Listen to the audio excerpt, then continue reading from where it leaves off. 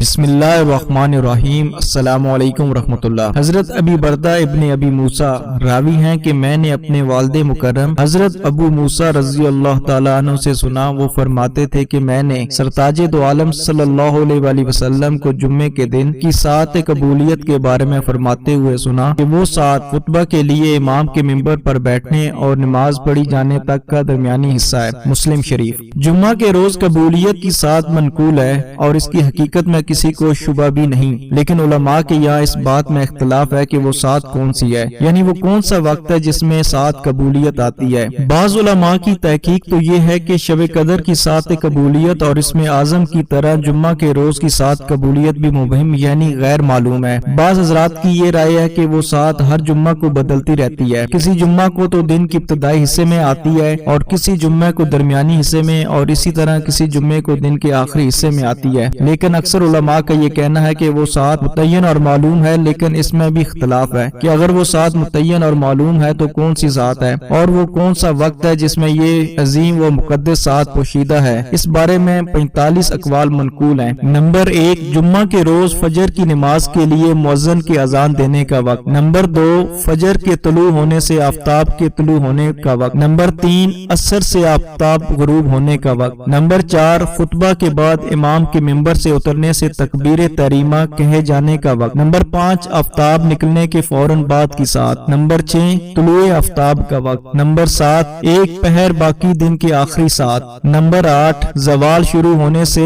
آدھا سا ہو جانے تک کا وقت، آدھا سایہ ہو جانے کا وقت۔ نمبر 9، زوال شروع ہونے سے ایک ہاتھ سایہ آ جانے کا وقت۔ نمبر 10، ایک بالشت آفتاب ڈھلنے کے بعد سے ایک آفتاب ڈھل جانے تک کا وقت۔ نمبر 11، اینڈ زوال کا وقت۔ نمبر 12، جمعہ کے نماز کے لیے مؤذن جب اذان کہے اس وقت۔ نمبر 13، زوال شروع ہونے سے نماز شروع ہونے میں شامل ہونے تک کا وقت۔ نمبر 14، زوال شروع ہونے سے امام کی نماز جمعہ سے فارغ ہونے تک کا وقت۔ نمبر 15، زوال آفتاب کا وقت۔ نمبر 16، خطبہ کے لیے امام کے منبر پر چڑھنے سے نماز جمعہ شروع ہونے تک کا وقت۔ نمبر 17، امام کے نماز جمعہ سے فارغ ہونے کا وقت۔ خطبہ کے لیے امام کے منبر پر چڑھنے اور ادائیگی نماز کے درمیان کا وقت۔ نمبر 19، اذان سے ادائیگی نماز کے درمیان کا وقت۔ نمبر 20، امام کے منبر پر بیٹھنے سے نماز پوری ہو جانے تک کا وقت۔ نمبر 21، خرید و فروخت کے حرام ہونے اور ان کے حلال ہونے کے درمیان کا وقت، یعنی اذان کے وقت سے نماز جمعہ ختم ہو جانے تک۔ نمبر 22، اذان کے قریب کا وقت۔ نمبر 23، امام کے خطبہ شروع کرنے اور خطبہ ختم کرنے تک کا وقت۔ نمبر 24، خطبہ کے لیے امام کے منبر پر چڑھنے اور خطبہ شروع کرنے کا درمیانی وقت۔ نمبر 25، دونوں خطبوں کے درمیان امام کے بیٹھنے کا وقت۔ نمبر 26،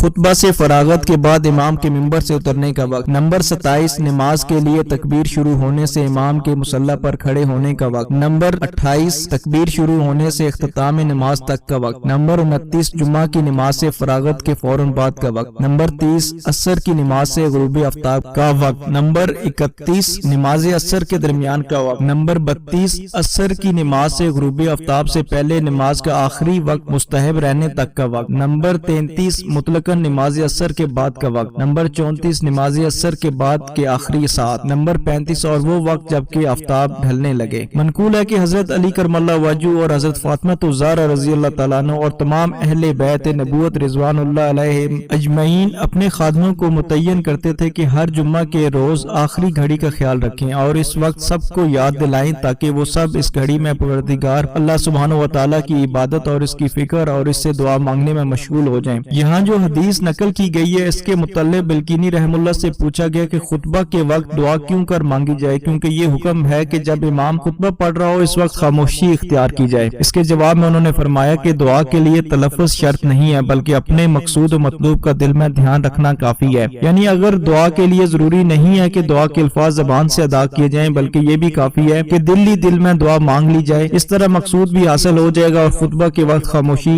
رہنے کے جو شرعی حکم ہے اس کے بھی خلاف نہیں ہوگا۔ امام شافعی رحم اللہ فرماتے ہیں کہ یہ بات مجھے معلوم ہوئی کہ جمعہ کی شب میں بھی مانگی جانے والی دعائیں قبول ہوتی ہیں۔ اللہ سبحانہ و تعالی ہمیں تمام حاجات ہماری پوری فرمائے اور ہمیں ان تمام باتوں پہ عمل کرنے والا بنا دے۔ السلام علیکم ورحمۃ اللہ وما علینا۔